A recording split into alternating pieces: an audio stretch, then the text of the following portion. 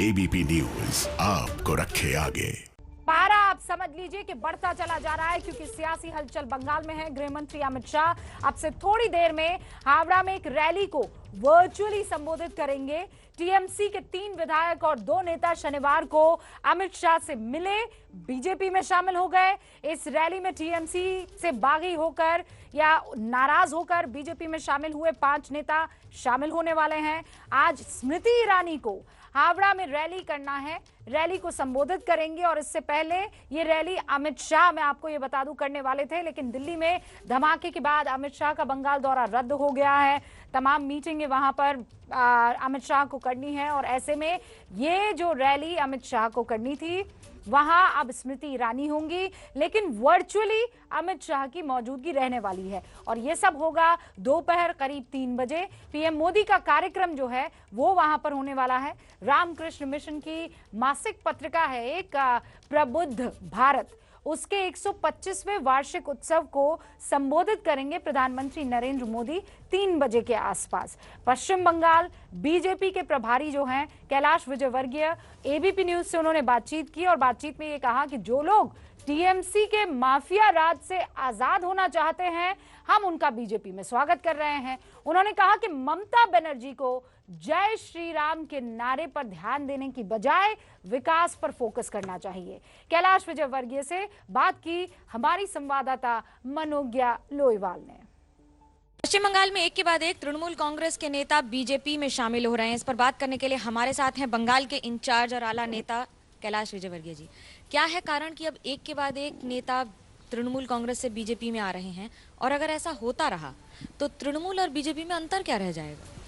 देखिए, पहली बात तो ये कि इससे बहुत साफ दिख रहा है कि ममता जी ने छला है, न सिर्फ प्रदेश की जनता को, अपनी पार्टी के नेताओं को भी। जो लोग विकास चाहते हैं, जो लोग चाहते हैं कि सोनार बंगला हो, जो लोग चाहते हैं कि बंगाल के अंदर क्वालिटी एजुकेशन हो, जो लोग चाहते हैं कि इंडस्ट्रियलाइजेशन हो, यहाँ पे बेरोजगार नौजवानों को अवसर मिले, वो लोग सब अब उनके आशा और अपेक्षा की किरण भारतीय जनता पार्टी और मोदी जी हैं। और इसलिए बहुत सारे लोग जो अच्छे हैं, जो राजनीति में अच्छा काम करना चाहते हैं, वो भारतीय जनता पार्टी में आ रहे हैं। और मुझे लगता है कि ममता जी का विरोध सिर्फ जनता में है, वो तो समझ में आ रहा था, पर पार्टी के अंदर इतना भयंकर ये कल्पना नहीं थी। पर विद इन पार्टी भी बहुत ज़बरदस्त उनका विरोध है।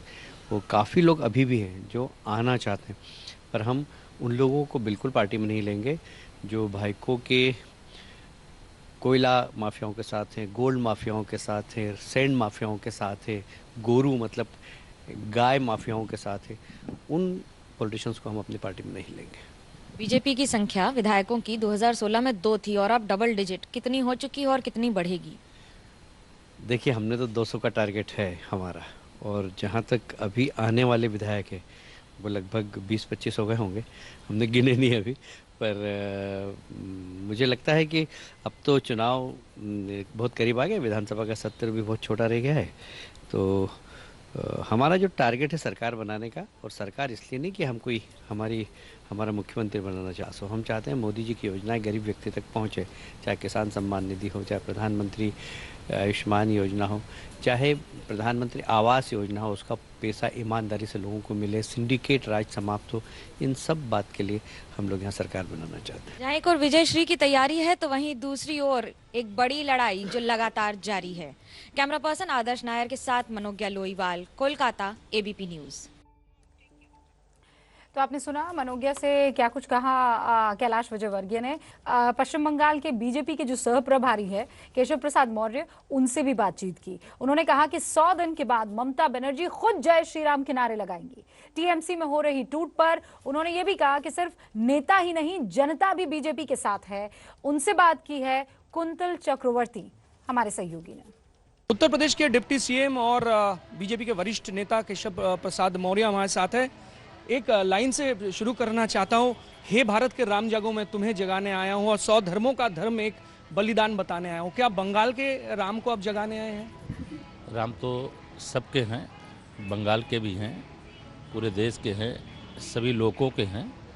जगाने भी आए हैं, बताने भी आए हैं, और मैं समझता हूँ मेरे जगाने और बताने से पहले ही लोग जाग भी रहे हैं और लोग बता भी रहे हैं और लोग जय श्री राम बोल भी रहे हैं। आपने एक ट्वीट किया जो बड़ी सुर्खियों में है। फिलहाल ट्वीट में क्या कहा आपने सबको पता है। क्या वाकई ऐसा हो सकता है कि ममता बनर्जी 100 दिन के बाद जय श्री राम कहेंगी? देखिए, यह सब वोट के लालची लोग हैं। इनकी विचारधारा, इनका कोई विजन मुझे दिखाई नहीं देता है। जैसे देश में कांग्रेस पार्टी थी और उस पार्टी के नेतागण सदैव भगवान श्री राम के अस्तित्व को भी नकारते थे, लेकिन आज वह सब चाहते हैं कि हम अयोध्या जाएं, रामलला के दर्शन करें। इसी प्रकार से उत्तर प्रदेश में हमारे यहाँ पूर्व मुख्यमंत्री श्री अखिलेश यादव जी थे। जब वह सरकार में थे, उनके समय कुंभ का मेला हुआ, तब कुंभ का स्नान करने नहीं गए थे। जब 2019 में हमारी सरकार थी, कुंभ का मेला हुआ तो स्नान करने गए।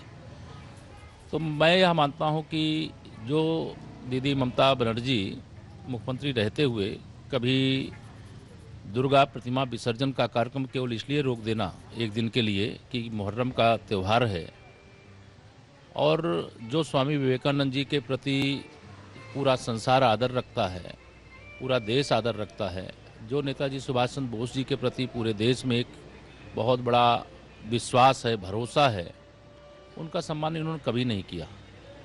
मेरा विश्वास है कि आज पश्चिम बंगाल के गांव गली गलियारे में, शहर में हर जगह जय श्री राम का उद्घोष हो रहा है। यह उद्घोष वैसे है जैसे भारत माता की जय, जैसे वंदे मातरम, जैसे माँ काली की जय, वैसे जय श्री राम भी है। इसमें कोई भेद नहीं है। लेकिन दीदी ममता बनर्जी जी अभी ऐसा अभिनय करती हैं कि जैसे वह जय श्री राम कहने से चिढ़ रही हों, उनको नाराज़गी हो रही हो, जैसे जय श्री राम ना हो गया कोई उनके लिए रामबाण हो गया। मेरा विश्वास है कि 100 दिन बाद जब ये पश्चिम बंगाल में भारतीय जनता पार्टी की सरकार शपथ ले लेगी, तो चिल्ला चिल्ला करके दीदी ममता बनर्जी जय श्री राम, जय श्री राम, जय श्री राम का उद्घोष करेंगे। और इस वक्त बातचीत करने के लिए हमारे साथ हावड़ा से मनोज्ञा लोईवाल जुड़ चुकी है। Manogya, happy to have you, welcome to the family. लेकिन अब जरा ये बताइए कि आज जिस तरीके की ये रैली होने वाली है, जहां पर मौजूद रहना था अमित शाह को, लेकिन यहां पहुंची है स्मृति ईरानी, किस तरीके का माहौल यहां पर नजर आ रहा है और क्या वही ताकत जो अमित शाह होते तो दिखाई देती, क्या दिख रही है? बिल्कुल रूबिका, सबसे पहले कहेंगे नमस्कार। कुछ इसी तरह से स्वागत किया जाता है जब आप कहीं भी किसी भी नए परिवार में जुड़ते हैं। लेकिन ये बंगाल है और बंगाल खुद एबीपी की जन्मभूमि आप मान सकते हैं। तो ऐसे में जन्मभूमि कर्मभूमि दोनों जब एक होगी तो कमाल की बातें होंगी। और बंगाल में आज जिस तरह से कमल खिलाने का प्रयास कर रही है बीजेपी, ये उसका एक और शुरुआत है या अध्याय जुड़ चुका है इसमें। आज भले ही अमित शाह ना हो यहाँ पर, लेकिन जो तैयारियां हैं वो लगभग पूरी हैं। हालांकि हर्ष उल्लास जो बीजेपी में है इस समय, उसका मुख्य कारण है ये कि बार बार लोग, विधायक हो या नेता हो, वो तृणमूल कांग्रेस से बीजेपी की तरफ रुख कर रहे हैं। इसे वोटरों में या वोटों में किस तरह से तब्दील किया जाएगा, ये दिलचस्प होगा देखना। लड़ाई आसान नहीं होगी। ममता बनर्जी एक स्ट्रीट फाइटर हैं। सड़कों पर उतरकर लड़ाई करना और उसमें जीत हासिल करना उनके लिए हमेशा बाएं हाथ का खेल रहा है। लेकिन क्या इस बार दायां हाथ बाजी मार ले जाएगा, ये बड़ी चुनौती होगी आने वाले दिनों में। जिस तरह से ये लड़ाई हो रही है, एक बार फिर हावड़ा में घुसकर, क्योंकि हावड़ा बीजेपी के लिए काफी कमजोर रहा है लोकसभा चुनाव में, इस बार कैसे सेंध लगाएंगे, ये दिलचस्प होगा देखना। मनोज्ञा, आप बहुत टाइम से बंगाल को देख रही हैं, वहाँ की राजनीति को समझ रही है, वहाँ के वोटर्स किस तरीके से मीडिया के सामने आते हैं या ओपनली आते हैं, वो भी आप बहुत अच्छे से जानती हैं। ऐसे में इन रैलियों में जो तादाद में लोग पहुंच रहे हैं, वो किस तरफ इशारा कर रहा है? क्योंकि इससे पहले तक बंगाली किसको वोट करेगा ये वो कहता था, वो जानता था, उसके मन की बात थी। लेकिन अब जरा बिल्कुल ऐसे हो गया है कि लेफ्ट वर्सेस राइट, ममता वर्सेस बीजेपी, बिल्कुल क्लियर। तृणमूल बनाम बीजेपी है ये लड़ाई, लेकिन भाई बहन होए न प्रीति, बंगाल में ये कहावत पूरी तरह से सटीक बैठती है। जब तक डर नहीं होगा तब तक ऑपोजिशन से प्यार नहीं होगा। 2009 से लेकर लगातार 2011 तक कुछ ऐसा ही हुआ था, जिसके बाद ममता बनर्जी सत्ता में आई थी, वाम मोर्चा के किले को पूरी तरह से ध्वस्त कर दिया था। लेकिन इस बार तृणमूल कांग्रेस के किले में सेंध लगाना कितना आसान कितना मुश्किल होगा। सेटअप अलग है, पहले सोशल मीडिया नहीं था, अब सोशल मीडिया है और बीजेपी की यह ताकत है। लेकिन अभी आने वाले दिनों में हर बार एक ही बात बात कही जाती है कि क्या निष्पक्ष मतदान हो पाएगा, क्योंकि जो डर है लोगों में क्या वो सामने आएगा। ये बात बिल्कुल सही है रुबिका कि हर बार जनता यहाँ पर साफ साफ नहीं कहती है, लेकिन उसकी चुप्पी ही है जो सबसे ज्यादा बातें बता जाती है। ओके, मनोज्ञा बनी रही है हमारे साथ, क्योंकि कल 3 टीएमसी विधायक राजीव बनर्जी, प्रवीर घोषाल, वैशाली डालमिया, हावड़ा के पूर्व मेयर कथिन चक्रवर्ती, ये और उनके साथ एक पार्थसारथी, वो सब बीजेपी में शामिल हो गए। गृह मंत्री अमित शाह की मौजूदगी में उन्होंने बीजेपी का दामन थामा। आज हावड़ा की रैली में स्मृति ईरानी की मौजूदगी में बीजेपी का झंडा मंच से ये सभी बुलंद करने वाले हैं।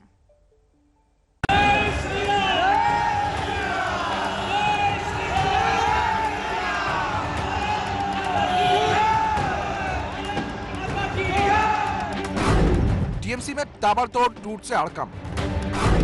टीएमसी के 5 नेता बीजेपी में शामिल। आज दीदी पर शाह मोदी का डबल अटैक। दिल्ली की यह तस्वीर बंगाल में ममता बनर्जी को बड़ा झटका देती तस्वीर है। कल तक जो ममता बनर्जी के साथ थे, आज उन्होंने बीजेपी का दामन थाम लिया है। टीएमसी के 3 विधायक और 2 नेता शनिवार को अमित शाह से मिले और बीजेपी में शामिल हो गए। टीएमसी के नेताओं ने दावा किया कि ममता बनर्जी ने बंगाल की जनता के साथ धोखा किया है। बंगाल के तरक्की के लिए बंगाल में स्पेशल पैकेज, नौजुवानों के हाथ में काम, बेरोजगारों को काम और रोटी कपड़ा और मकान, बंगाल के एक अलग तरीका से तरक्की हो, यही चाहता हूँ। बस सोनार बांग्ला बनेगा, बनाना ही है। मोदी जी का नेतृत्व में, अमित शाह जी का नेतृत्व में एकदम से बनाना है, एकदम से बनाना। बीजेपी तो जीतेगी ही, क्योंकि पब्लिक नहीं है टीएमसी के साथ, पब्लिक ही नहीं है तो कैसे जीत पाएगी, क्योंकि इतना अत्याचार या इतना पब्लिक का जो सेवा नहीं कर पाए, तो इसलिए पब्लिक बहुत ही ज़्यादा इरिटेटेड है। और देखिए, हम लोग जो गवर्नमेंट में क्यों आए हैं, पब्लिक का सेवा करने के लिए। अगर ये सेवा ही नहीं कर पाए, पब्लिक को जो परिसेवा वो भी नहीं दे पाए, कोई रास्ता नहीं है। मेरे क्षेत्र में आप अगर देखिएगा, सब टूटा हुआ है। टीएमसी से बीजेपी में शामिल होने वालों में टीएमसी विधायक राजीव बनर्जी, प्रवीर घोषाल, वैशाली डालमिया, हावड़ा की पूर्व मेयर कथिन चक्रवर्ती और पार्थ सारथी हैं। इसके अलावा बंगाल के जाने माने अभिनेता रुद्रनील घोष भी बीजेपी में शामिल हो गए हैं। टीएमसी के ये नेता बीजेपी में शामिल होने के लिए कोलकाता से दिल्ली चार्टर्ड विमान में आए। टीएमसी की बागी वैशाली डालमिया बंगाल के बाली से विधायक, 23 जनवरी को उन्हें पार्टी से निकाल दिया गया था। इसके कुछ घंटे बाद ही टीएमसी के वरिष्ठ नेता और विधायक राजीव बनर्जी ने भी पार्टी से इस्तीफा दे दिया। टीएमसी विधायक प्रवीर घोषाल ने 26 जनवरी को टीएमसी से इस्तीफा दे दिया था। टीएमसी के बागी नेता आज हावड़ा में होने वाली स्मृति ईरानी की रैली में शामिल होंगे। हावड़ा में होने वाली बीजेपी की इस रैली को पहले अमित शाह संबोधित करने वाले थे, लेकिन दिल्ली में इजरायली दूतावास के पास हुए धमाके के बाद उनका बंगाल दौरा रद्द कर दिया गया। बीजेपी का दावा है कि बंगाल में उनकी जीत तय है। टीएमसी से बंगाल की जनता और वहां के नेताओं का मोह भंग हो गया है। यही वजह है कि लोग और वहां के नेता बीजेपी के साथ जुड़ रहे हैं। देखिए, सबको एहसास हो रहा है कि भारतीय जनता पार्टी ही प्रदेश का विकास कर सकती है और टीएमसी की सरकार ने छलावा किया है, तो टीएमसी के कार्यकर्ता भी अपने आप को ठगा हुआ महसूस कर रहे हैं और जनता तो कर ही रही है। मुझे विश्वास है कि आने वाले समय में मोदी जी के नेतृत्व में पश्चिम बंगाल में भारतीय जनता पार्टी की सरकार बनेगी और एक सोनार बांग्ला का सपना जो स्वामी विवेकानंद ने, रविन्द्रनाथ टैगोर ने देखा था, उसको सार्थक सरकार मोदी जी के नेतृत्व में करेगी। कांग्रेस किसी का भी ए टीम भी नहीं है, बी टीम भी नहीं है, कांग्रेस रेस में ही नहीं है। This race is only between the BJP and the TMC and the BJP has already won the race.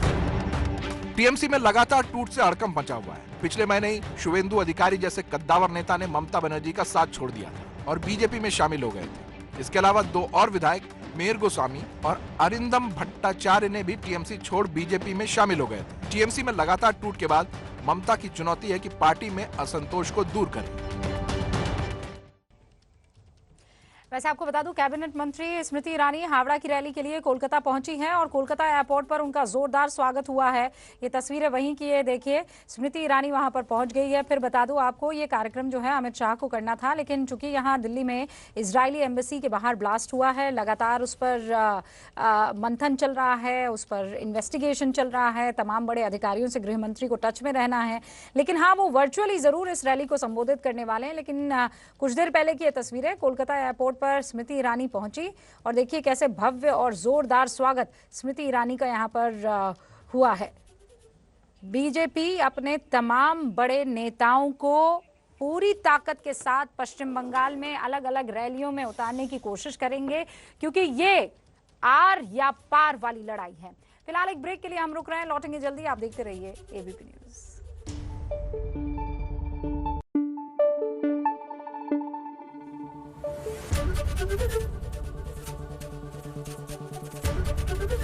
ABP news आपको रखे आगे।